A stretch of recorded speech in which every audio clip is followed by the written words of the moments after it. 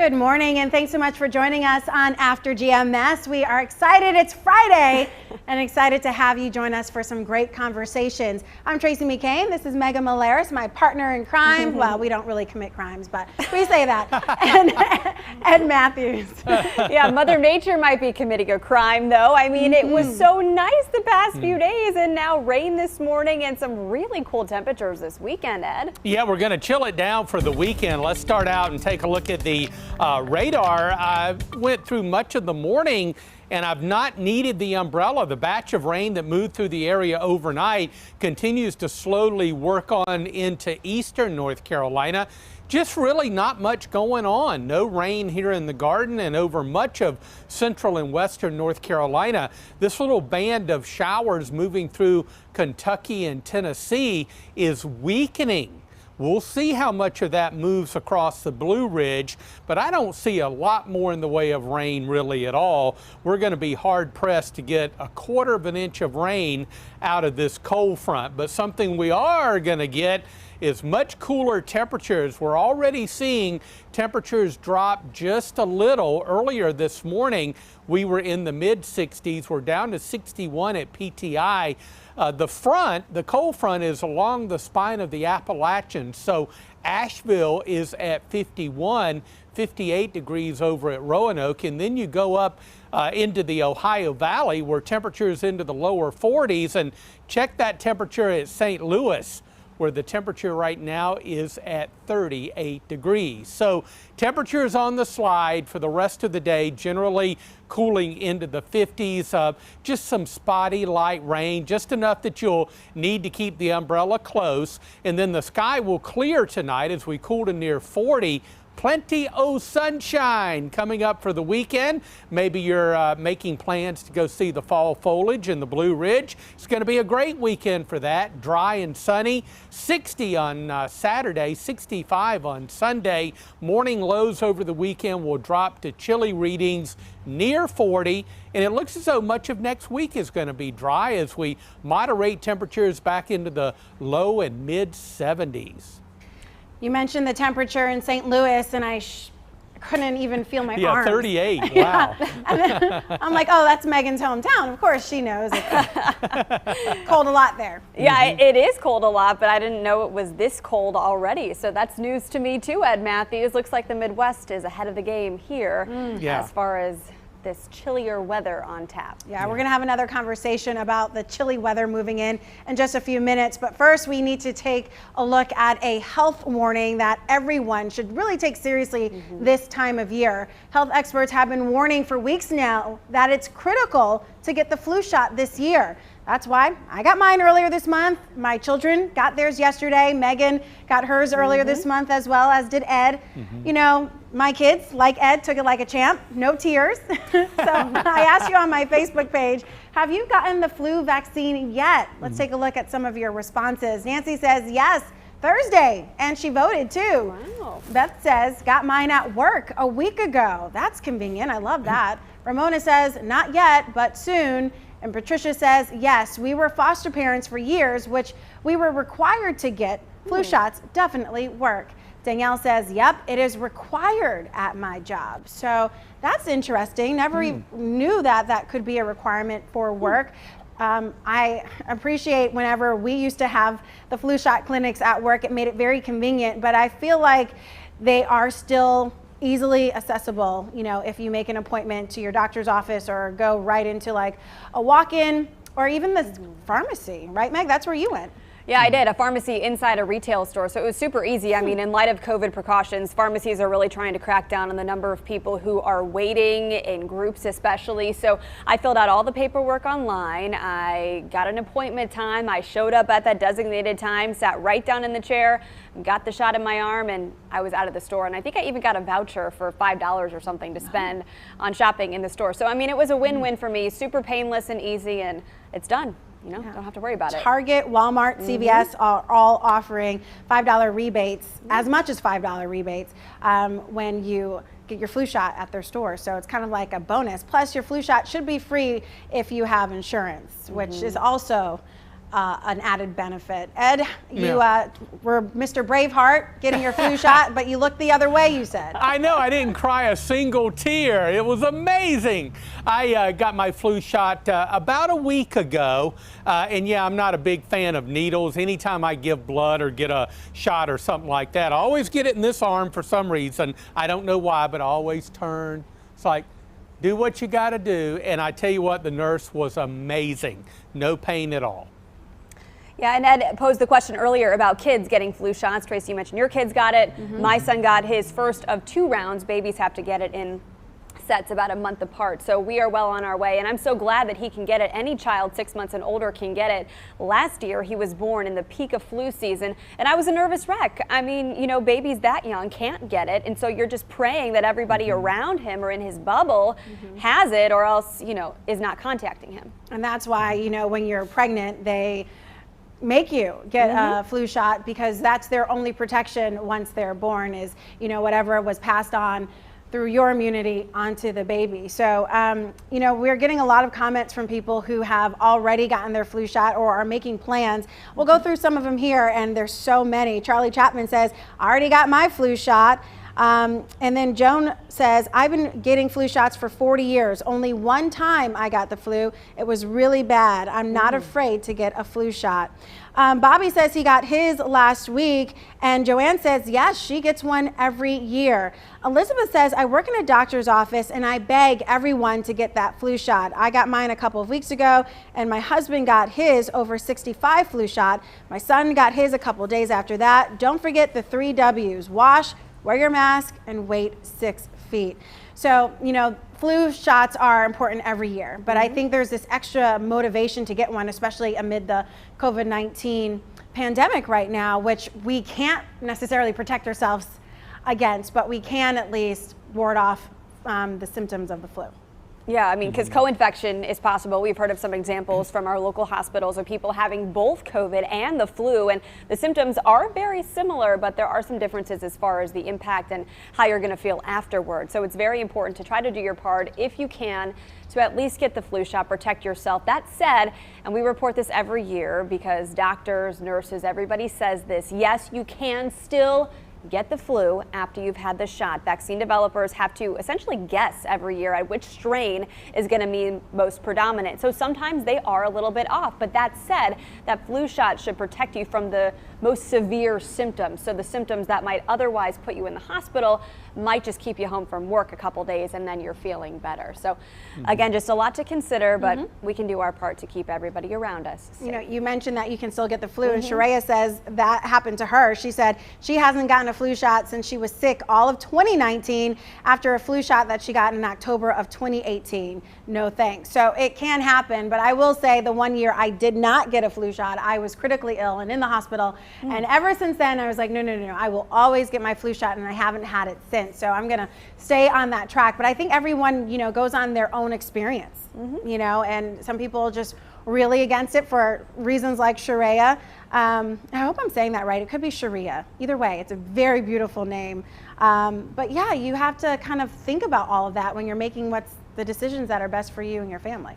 And they do recommend October, I think, as the best time to get the flu shot. That's going to last, hopefully, for the duration of flu season, which typically wraps up around March or May, I think I should say, but it does peak around January, February into March. So yeah, doing your part to make sure you have the best protection you can, I think also has to do with the time of year you get the shot. It is already October, and already we have 1 flu-related death because of, obviously it's a flu-related death. So it's already, you know, happening this year. So we want to be as safe as possible. Absolutely. All right. Thank you all for weighing in on this. Our next talker about this chilly forecast coming up. But first, let's get to your morning headlines. New overnight, the Confederate monument in Uptown Lexington that stood there for years is gone. Earlier this week, remember, the city and the statue's owner, the United Daughters of the Confederacy, agreed to move the statue if the city paid for it.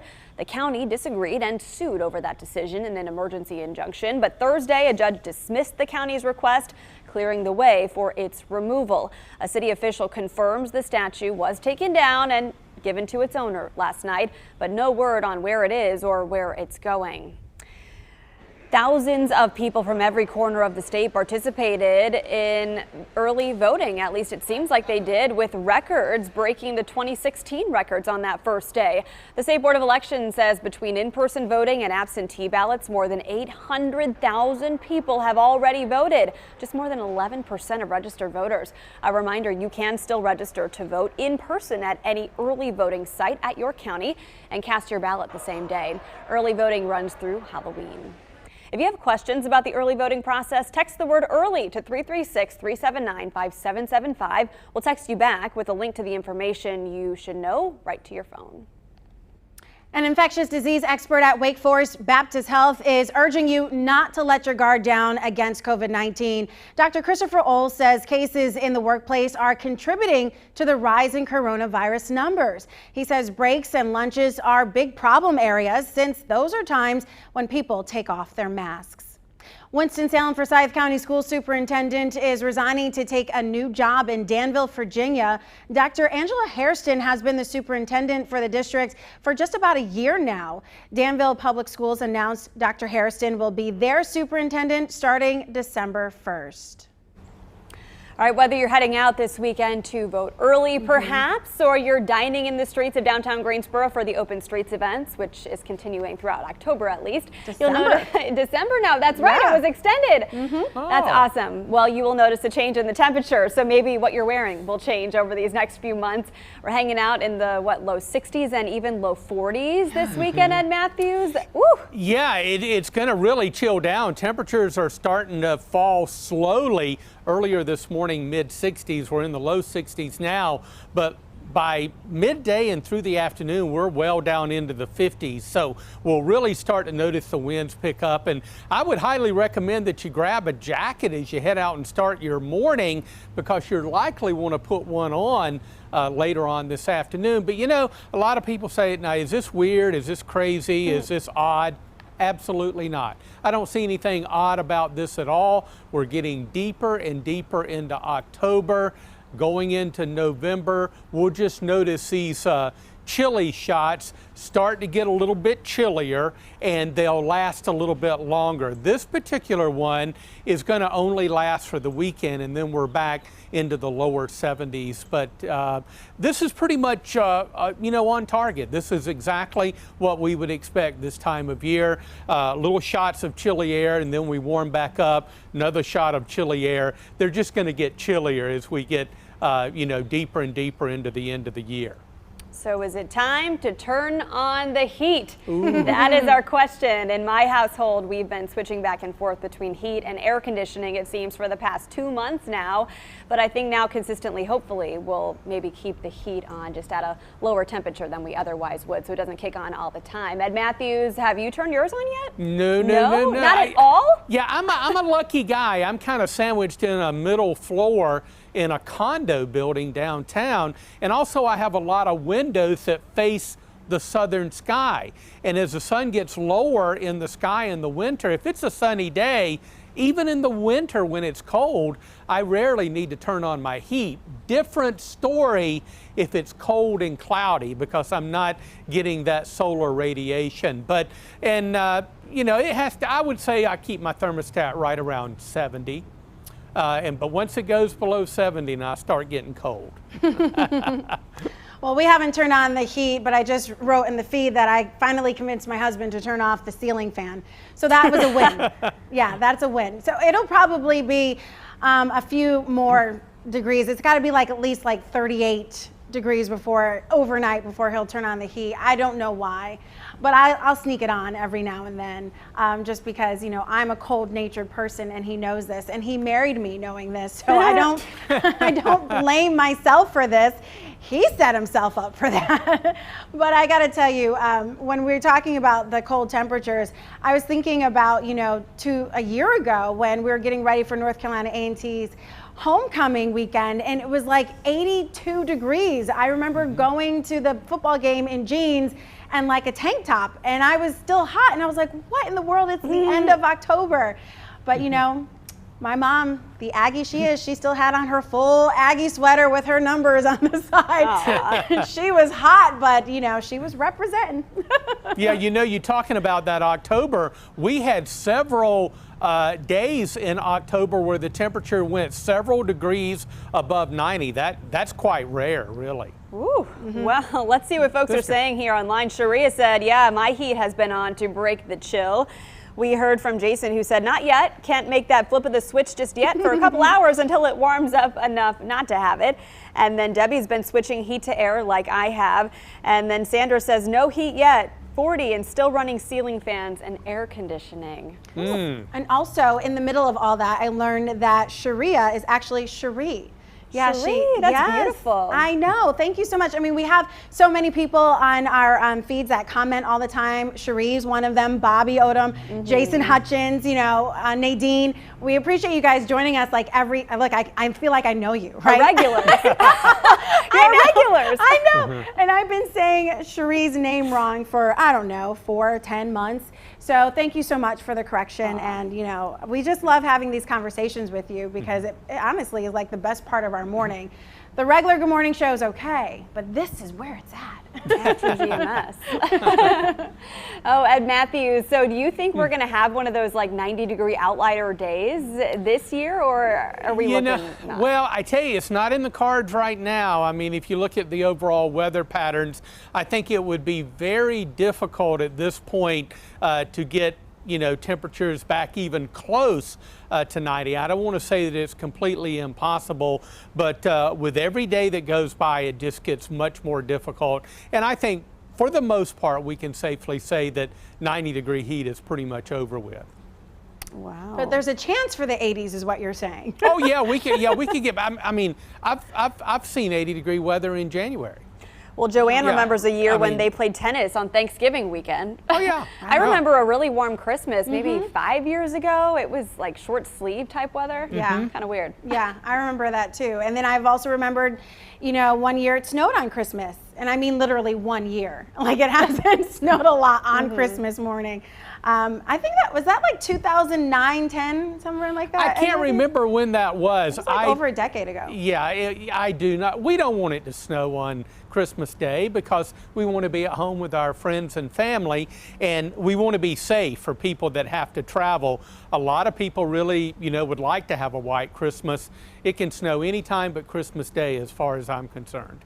You know, that's because we're in news, and I'm sure the healthcare professionals watching now too agree. You know, most people love the idea of this snowy Christmas where they can stay home by the fire and really feel the full effects of the magic of the season weather-wise, whereas we, if it snows, we're going to be working all day and coming in. So it's catch-22. I don't know, maybe not this year. There's hope because of all the virtual transitions that we've made, you know. True. There's, hey, I can't come in, I can't start my car. That might not work this year. It might be like, okay, great, FaceTime us your area, we're going live in 10 minutes. Right. You know, who knows? Yeah. I'm excited for it. Yeah. I mean, even though I'm not set up yet at home. Hey, you have the app on your phone. So yeah, exactly. That's true. Tracy, go in your sunroom, turn it on. That's not an excuse, you're right. What were you going to say, Ed? You know, Tracy, that year, and I'll have to look this up because, you know, weather over 35 years kind of runs together. It might have been 2009 that it snowed on Christmas Day here in the Triad, but that was also the same year, and you may remember this, Tracy, it snowed when we had the Greensboro Christmas Parade. Yes, I do remember that. We were trying to handle the Cat in the Hat balloon, and it would snow on it and weigh it down, and we had to tilt it over and let the snow but people downtown at the parade were loving it. How often do you have snow during a you know, a holiday parade in downtown Greensboro? It really brought on the season. I remember you were such a trooper that day because you kept trying to make it work and I just let it go. I was like, I'm done. I took up your slack. You did. You did. And I was just like, oh, Ed's got it. But yeah, you were definitely a trooper. I was like, I'm not prepared for this snow. So Yeah, I was younger then. I'm always prepared now.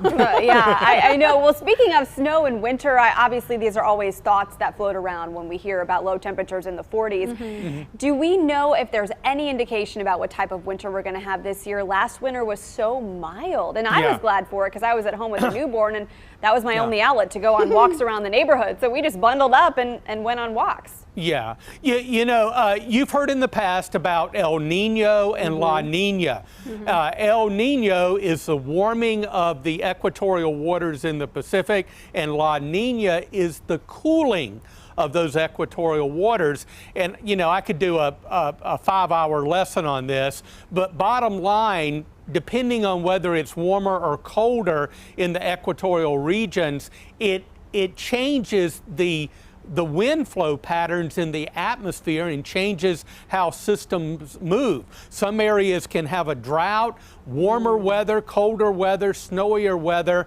We are solid in a La Nina pattern right now off the west coast of South America, meaning that the waters there are cooler than normal. And the thinking, and it's really hard to look over 3 months and say what it's going to be, we're kind of thinking now that this type of pattern would lead to a slightly warmer than normal winter and a slightly drier than normal. Now, that's not to mean that we're not going to have snow and cold weather. It just means if you average out the entire winter, we're kind of thinking warmer than normal and drier than normal. Now, we'll revisit that when we have our first foot of snow, okay? Well, I officially love La Nina. Yeah, definitely. Good news for us. Yeah, did you see what Joanne wrote? I did. Maybe this is an old wives' tale. When you see a lot of acorns on the ground, squirrels are getting ready for a cold, cold winter. Wonder if there is any truth to that. I've seen a lot of acorns. I have too. Yeah, I have too. So La Nina or acorns, whichever one you believe, we could have, depending on what it is, we could have either a really bad winter or a really good one. Well, I'm stashing away my peanut M&Ms, so Stop it. I'll be prepared. I'm ready for the winter. The acorns are falling and Ed's stashing peanut M&Ms. All right. You can tell it's Friday because we were just talking and talking and talking, but you have things to do. So let's go ahead and get that final check of the 7-day. Yeah, yes indeed, Tracy, and temperatures will start to fall. The cold front will move through the area later this morning around midday, and after being in the mid-60s this morning, will drop into the mid-50s during the afternoon. So if you're still at home and you're headed out and you're not coming back until later in the afternoon, probably a good idea to go ahead and grab a jacket. Rain chances, we're not going to see a lot, just some spotty light rain across the area, maybe a 1/4 inch of rain if we're lucky, and that's okay because that's the last thing we need is any rain. Now it clears up this evening, overnight clear, chilling down to near 40. The weekend looks sunny and dry, great for all your outdoor plans, but you'll need that jacket or sweater. 60 the high on Saturday, 65 on Sunday, and morning lows through the weekend will drop to near 40. This little batch of chilly air doesn't last a long time, just the weekend, as temperatures moderate back into the low and even mid-70s by next week. And the new week right now looking pretty dry for the Piedmont. That's good. So the snapshot for this 7-day is fall in North Carolina. That's it. Yeah, just up and down, seesaw down. temperatures. Yeah, there we go. All right. Well, thank you so much for everybody for making us part of your morning. We have enjoyed our conversations with you. Why don't we leave you with some of the most memorable, laughable moments of the week? This is the best of GMS. Take care, everybody. So we did the gender reveal for our baby over the weekend. Pull him out! Boy! Simone, that means we're having a boy! Sorry, Simone. Only one of us is upset, but she'll get over it. She in will. Due time. Yay! Congratulations! Having a boy! Baby boy! Oh, we are so excited for you. It's also an important day to talk about a changing forecast. Ed Matthews, if you love 70-degree weather, better hold on to it today. You better go to Florida. Right. Florida. Yeah. It is not a great start to the day in terms of the weather, but regardless, Ed Matthews, I'm excited that you're here because nobody delivers bad news like you. When you do it with a smile, it just changes the outlook. I look at like chocolate bars as more of a dessert than a snack. Me, I'm like, ooh, what do I want for dessert? Ooh, peanut butter and chocolate sounds good. Let me have some of that. And so it's more of a religion for me. Oh my gosh. Than anything else. I need to commune with the chocolate. Oh, great. Yeah, this is the mini, so I could go for this to be a little bit smaller. But Yeah. I feel like this is kind of big, do you? Yeah, can you imagine having a phone this big and like talking on it? I used to. 1997. There you It was go. that big, yeah, for sure.